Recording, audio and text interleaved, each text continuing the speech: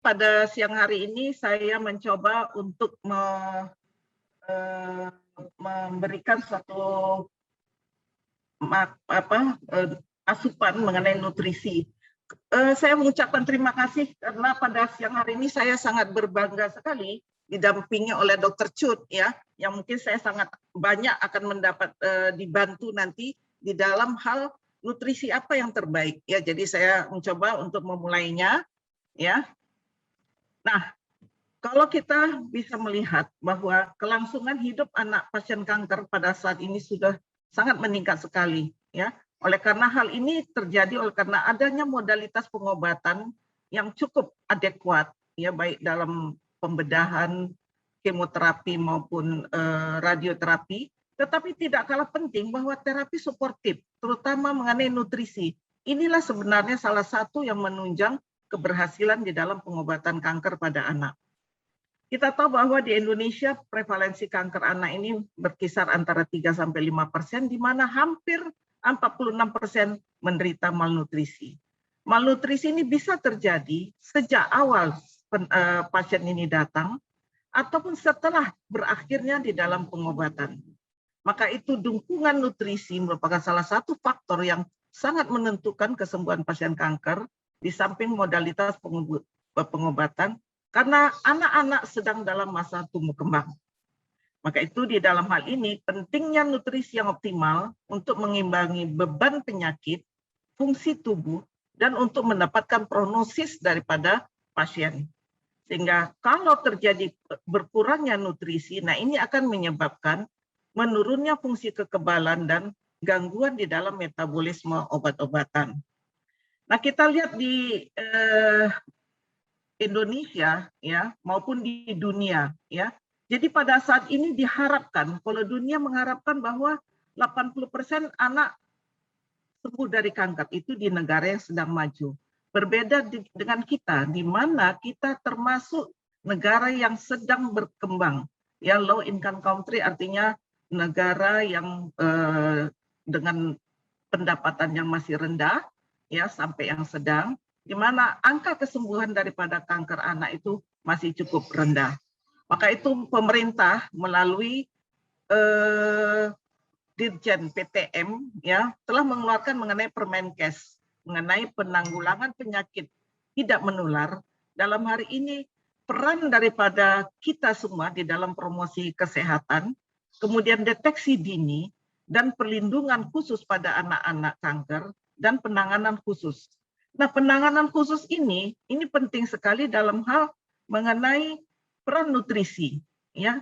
Tanpa nutrisi, penanganan khusus seperti pemberian kemoterapi, radioterapi maupun pembedahan pada anak-anak kanker tidak akan memberikan hasil yang cukup adekuat. Dan di samping itu tidak akan memberikan kualitas hidup anak yang cukup adekuat.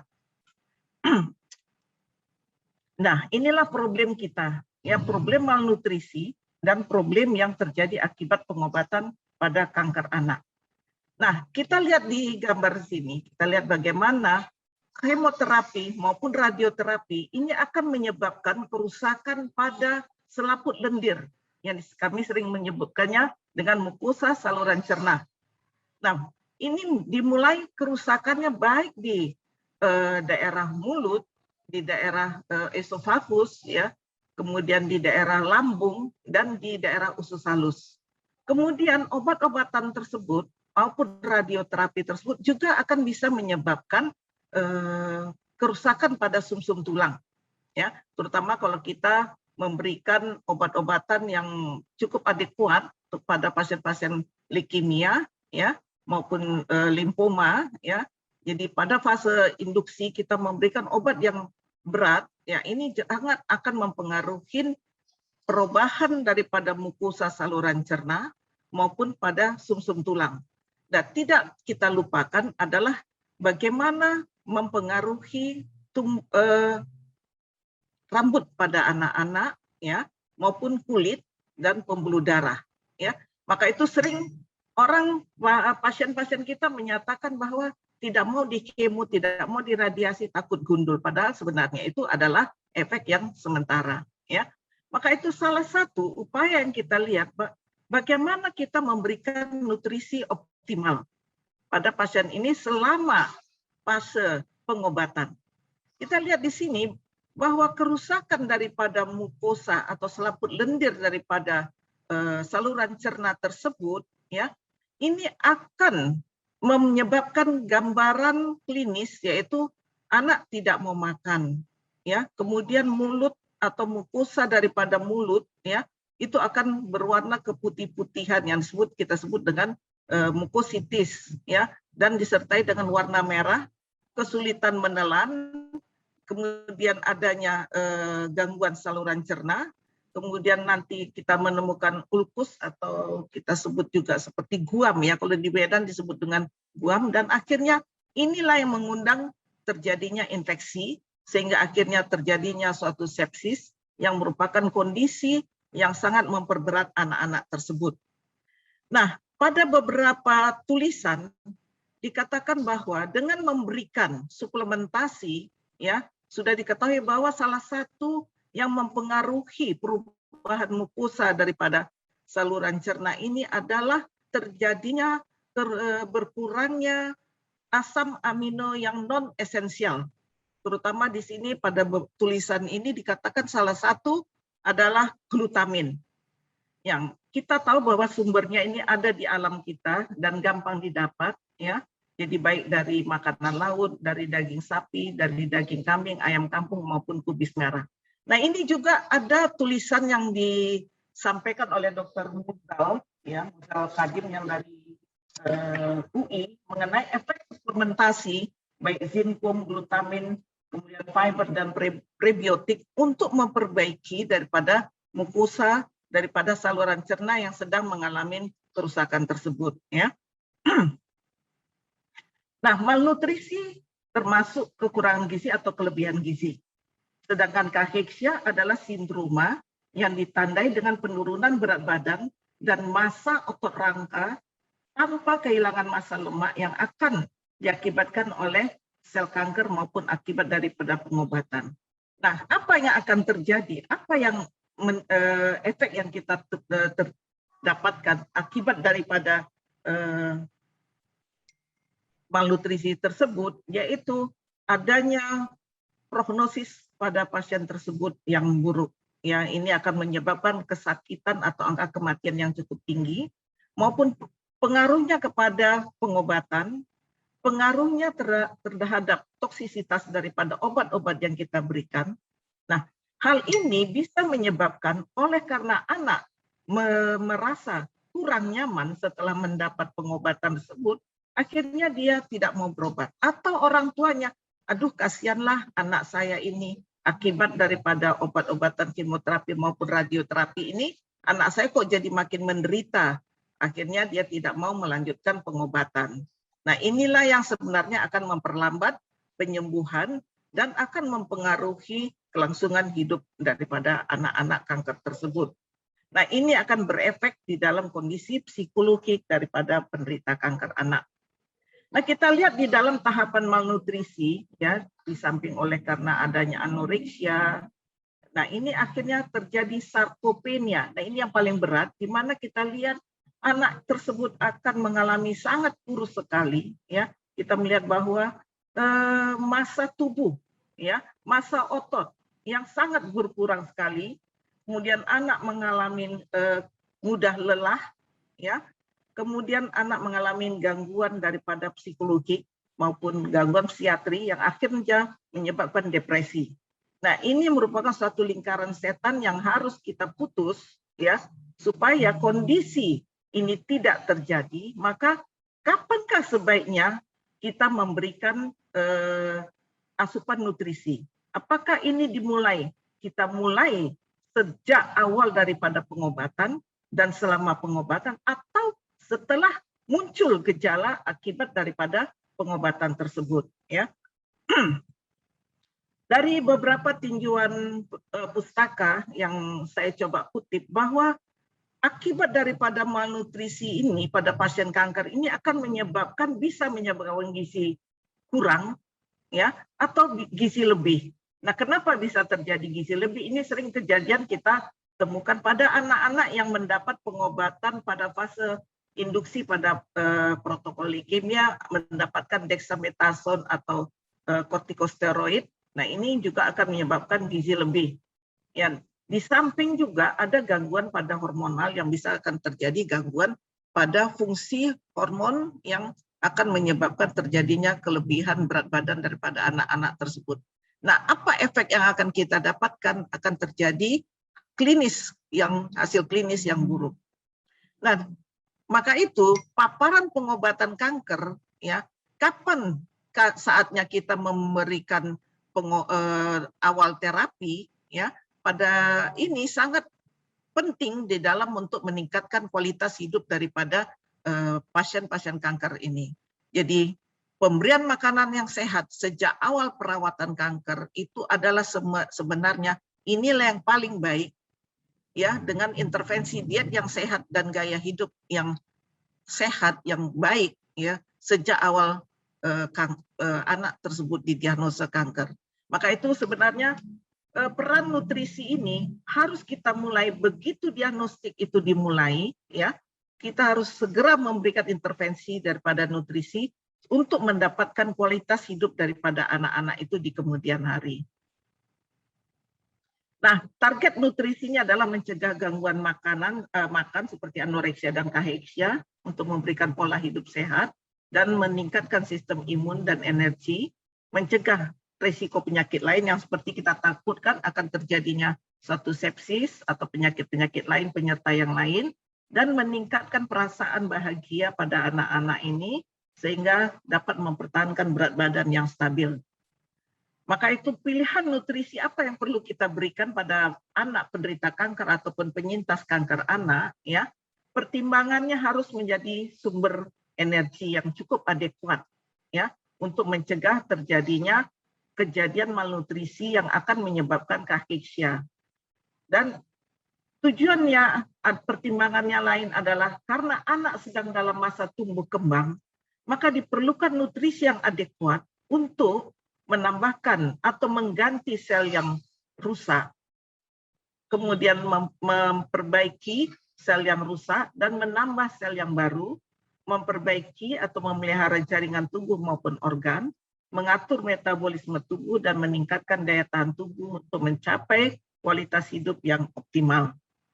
Maka itu yang penting di sini sebagai seorang tua ataupun kita sebagai dokter yang merawat pasien ataupun para perawat ataupun kita kalau penderita kanker itu adalah masa-masa remaja, maka kita harus bisa mampu, ya, memilih makanan apa yang bisa kita berikan kepada pasien kita.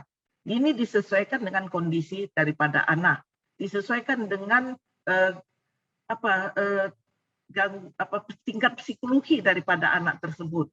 Apakah anak itu mau menerima makanan yang kita berikan? Maka itu perlu kita tanyakan apa sih kebiasaan anak tersebut. Ya, jadi ada beberapa anak itu tidak senang dengan diberikan makanan-makanan yang yang lembek-lembek. Ya, mungkin kita tanyakan makanan apa yang biasa dia sukain. Jadi ini penting sekali pada waktu kita mengatur nutrisi pada anak-anak penderita kanker.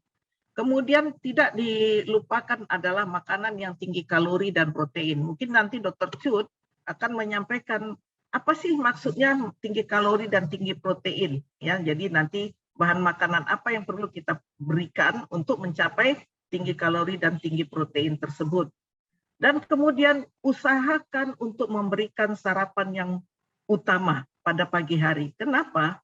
Oleh karena ada beberapa teori menyatakan pada masa pagi hari terjadi penurunan daripada kadar daripada gula darah, ya. Ini juga akan menyebabkan menimbulkan selera makan, ya. Jadi kalau kadar gula darah ini tinggi, maka ini selera makannya juga tidak akan mempengaruhi juga selera makan daripada anak-anak.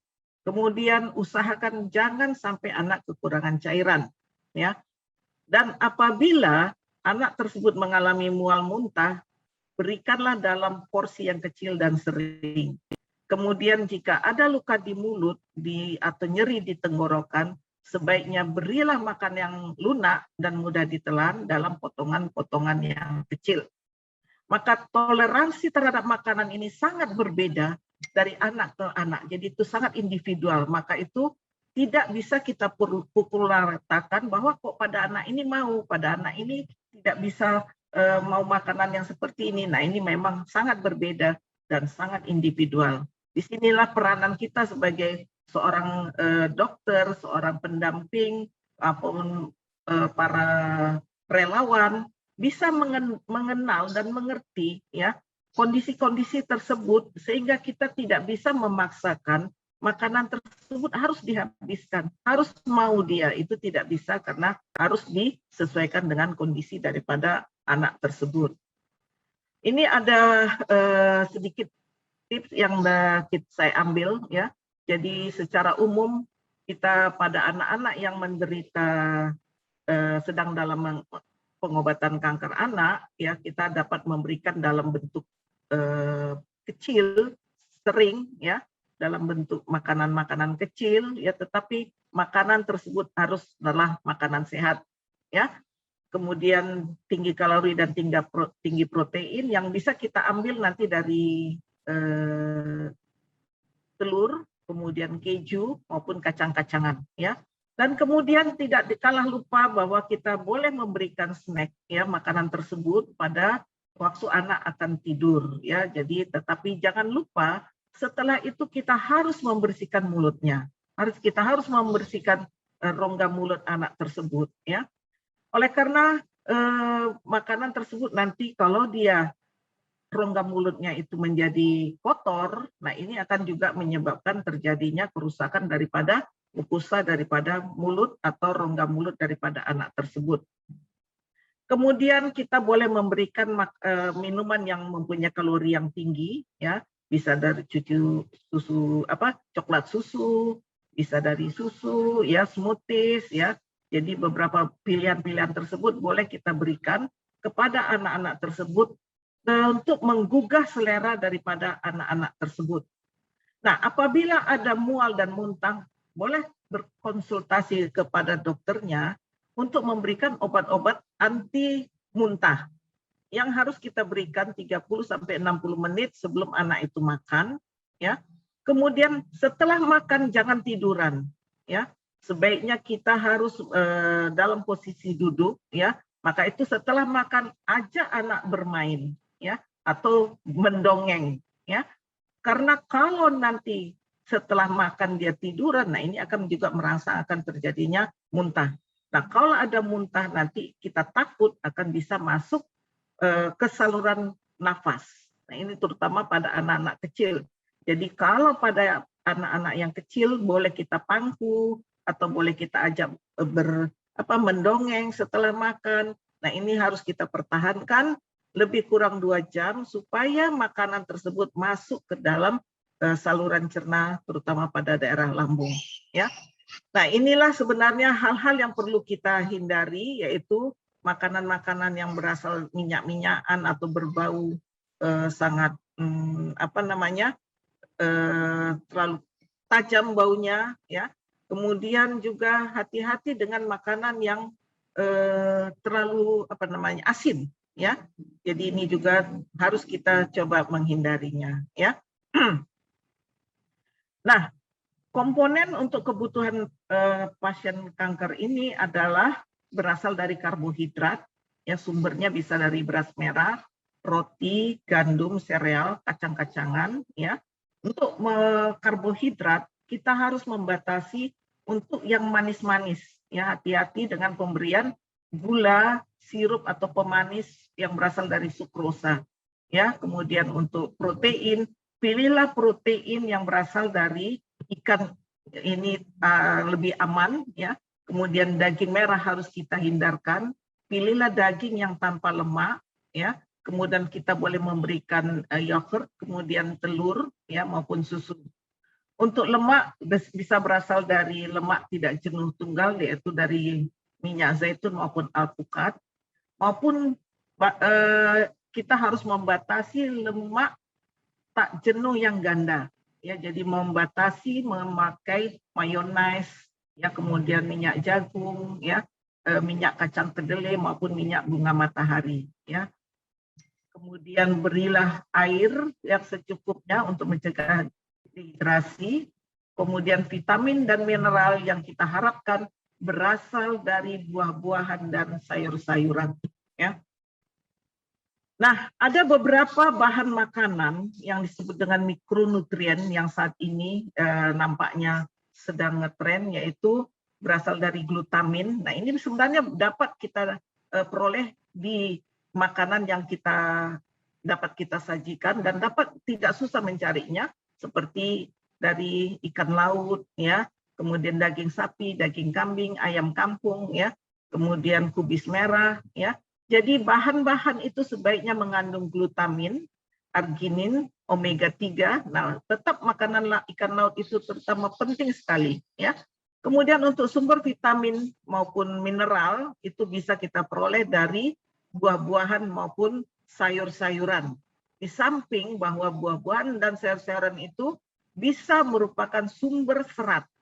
Nah, ini nanti akan saya sampaikan bagaimana sebenarnya kondisi makanan para penyintas kanker, ya, bagaimana perbedaan seratnya maupun vitaminnya oleh karena pola makan yang tidak begitu baik, ya.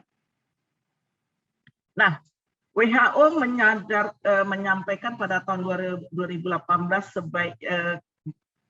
targetnya adalah 60% kelangsungan hidup untuk anak kanker, ya, secara global pada tahun 2030. Nah, ini adalah target. Apakah kita Indonesia bisa mencapai target ini? Tergantung untuk kebersamaan kita, karena bersama-sama kita harus bisa untuk mencapai target tersebut, ya. Dalam hal ini peran daripada Yayasan Onkologi Anak maupun peran dari relawan maupun peran daripada para orang tua, peran daripada Cancer Buster Community, peran daripada dokter, ya, ini sangat penting sekali untuk mencapai target tersebut, ya. Maka itu bersama-sama kita meningkatkan, ya, untuk pasien-pasien yang sembuh yang kita sebut dengan penyintas kanker anak, bagaimana kita meningkatkan pola hidup mereka, oleh karena kita tahu bahwa masalah penyintas kanker anak ini oleh karena pola makan yang tidak benar, maka akan bisa menyebabkan risiko untuk penyakit metabolik, ya, diabetes, obesitas, osteoporosis, penyakit kardiovaskuler maupun gangguan emosi. Nah, inilah sebenarnya target kita, ya. Kelangsungan hidup harus terhindar dari semua penyakit tersebut. Maka itu untuk pasien kanker anak, optimalisasi pemberian nutrisi memang harus kita mulai adalah sejak daripada terapi itu diberikan, ya, kemudian selama terapi diberikan dan setelah selesai terapi diberikan. Oleh karena kita harus merubah perilaku yang tidak benar menjadi perilaku makan sehat, gaya hidup yang baik, dan harus ada aktivitas fisik. Nah, ini tadi saya lihat video yang ditampilkan tadi bagaimana CBC melakukan satu aktivitas fisik. Nah, ini jangan hanya sebatas pada saat ini, dan ini harus merupakan hal yang menjadi suatu lifestyle. Jadi perilaku hidup yang sehat kepada anak-anak kanker maupun para penyintas kanker yang pada saat ini diperkirakan di dunia ini 1 daripada 250 orang dewasa yang ada di abad 21 ini adalah penyintas kanker. Tetapi apa yang akan terjadi kalau kita tidak bersama-sama? Penyintas kanker ini akan jatuh kepada risiko penyakit metabolik, ya. Maka itu peran nutrisi ini sangat penting sekali untuk mencegah daripada efek daripada atau risiko yang terjadi akibat daripada pola hidup atau pola makan yang tidak sehat daripada pasien-pasien kanker ataupun para penyintas kanker. Nah, masalah penyintas kanker ini bisa kelebihan berat badan, ya, terutama pada pasien-pasien ALL. Ada beberapa tulisan yang mengatakan ALL ataupun limfoma. Nah, ini karena kita menggunakan obat-obat yang mengandung kortikosteroid. Nah, kemudian untuk para penyintas, penentuan status gizi ya tidak hanya berdasarkan berat badan dan tinggi badan, tetapi kita harus menilai rasio pinggang dan tinggi ya, dan kemudian menilai lipatan kulit menggunakan triceps skin fold ya. Maka itu kebiasaan makan, perilaku sehat, dan suasana hati para penyintas kanker ini perlu dipertahankan untuk mendapatkan kualitas hidup yang optimal. Nah, apa yang harus kita lakukan untuk mendapatkan intervensi nutrisi adalah makanan sehat dan olahraga. Makanan sehat ini artinya harus tinggi serat, rendah lemak dan gula, ya, maupun garam, cukup protein dan mengandung vitamin A, C, kalsium dan besi. Ya, maka itu pastikan juga jangan lupa kebersihan makanan, cara penyimpanan dan pengolahan makanan. Jadi di sini kita harapkan bahwa para orang tua ya bagaimana cara mengolah makan ini juga harus kita pelajari. Bagaimana menyimpan makanan? Oleh karena beberapa tulisan menyatakan makanan yang terlalu lama kita simpan ya di dalam freezer itu juga tidak baik ya. Jadi memang yang terbaik itu adalah makanan-makanan yang segar ya, tidak mengandung bahan pengawet ya. Kemudian gunakanlah sumber bahan makanan organik. Pada saat ini banyak sekali kita sudah melihat para ibu-ibu ya, terutama pada masa pandemi ini membuat tanaman-tanaman organik ya. Itu adalah salah satu cara mengurangi stres, juga merupakan sumber bahan makanan yang sangat penting sekali di dalam untuk mendapatkan makanan yang sehat untuk para pasien kanker ataupun penyintas kanker. Nah, ini contoh yang bisa saya coba tawarkan, yaitu bahan makanan yang antioksidan, dan ini banyak berada di sekeliling kita ya. Jadi tidak usah jauh-jauh mengimpor dari luar negeri, oleh karena kalau kita mengimpor barang-barang bahan tersebut dari luar negeri, ini juga akan mengandung bahan pengawet. Sebenarnya kita harus menghindarkan bahan pengawet tersebut. Jadi carilah bahan makanan yang ada dan berada di sekeliling kita, dan hindarilah bahan makanan yang mengandung bahan pengawet ya. Jadi sumber-sumber tersebut bisa baik jeruk, kemudian anggur ini kita cari yang dari Malang atau ini juga ada ya kalau saya tidak salah ya, ada stroberi, ada brokoli, ya belewah, ya kemudian ada makanan laut ya. Jadi bahan-bahan tersebut merupakan bahan pilihan kita yang mengandung antioksidan. Mungkin nanti Dr. Chun bisa menyampaikan seberapa banyak sih yang harus kita konsumsi. Nah, jadi saya mencoba mengantarkannya. Salah satu adanya phytochemical. Nah, apakah bawang putih, bawang pre, ya, kemudian jahe, kunyit, teh, ini boleh dikonsumsi. Apakah ini mitos atau mitis? Nanti apakah ini merupakan suatu yang boleh diperoleh oleh atau boleh dikonsumsi anak? Tetapi ada beberapa tulisan ini boleh diberikan. Tetapi seberapa banyak? Ya, saya belum mendapat kepustakaan yang seberapa banyak yang boleh digunakan. Ya, jadi bahan-bahan anti karsinogen ini saya coba mendapatkannya itu bisa berasal dari, ya betul, dari bahan makanan atau buah-buahan yang berada di sekitar kita, ya. Kemudian bisa dari ternyata makanan atau kunyit ya yang konsumsi oleh para nenek moyang kita itu juga merupakan hal yang menjadi sangat sehat ya. Mohon maaf Prof Bida, waktunya ya. 1 menit. Ya. Jadi mencegahnya kita mempunyai suatu pilihan yang sudah disampaikan oleh Kemkes, ya, perhatikan, hindarilah bahan yang mengandung garam, ya, hindarilah mengandung fosfat, ya, berilah fiber atau serat yang cukup, ya. Nah, bagaimana dengan kondisi pada masa pandemi COVID? Ya, ini peranan daripada telemedicine sangat penting sekali, ya. Ini sudah disampaikan oleh Dr. Endang, ya, kalau saya tidak salah pada webinar sebelumnya, ya.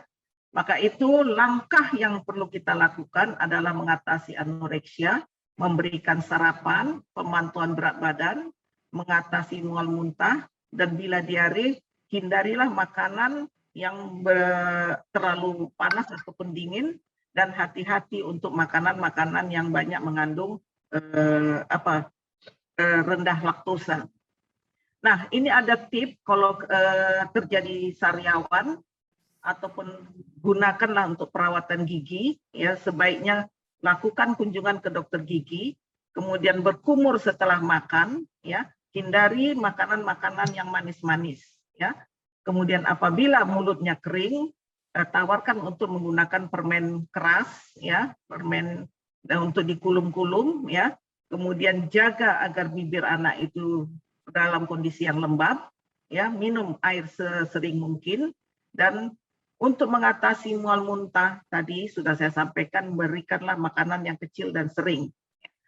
Nah, Ikatan Dokter Anak mengajak semua kita untuk melakukan optimalisasi tata laksana kanker anak untuk mendapatkan kesintasan dan kualitas hidup anak yang lebih baik. Pada kesempatan ini saya ucapkan terima kasih bahwa kanker anak apabila dikenal dengan dini, dirawat dengan penanganan yang tepat akan sembuh dan akan mendapatkan kualitas hidup anak yang baik. Terima kasih atas perhatian para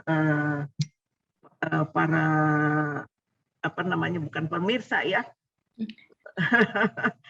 Terima kasih para peserta. Terima kasih kepada Dr. Yeti. Kemudian saya ucapkan wabillahi taufiq wal hidayah. Assalamualaikum warahmatullahi wabarakatuh.